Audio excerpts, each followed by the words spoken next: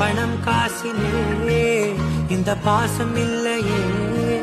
அன்பான மகள் வந்தார், அம்பானி நானாகிறேன். இந்த இன்ப மகாராஜ பெற்ற புது ரோஜ எலிசபெத் ராணியின் பேத்தியே. தாயே தாயே மகளன வந்தார், தந்தை சிந்தை நலமுற வந்தாய்.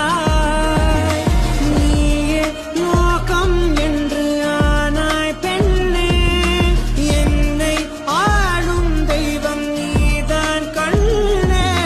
பெற்றது நானா இல்லை உன் மகனே நானம்மா. தாயே தாயே மகளனவன்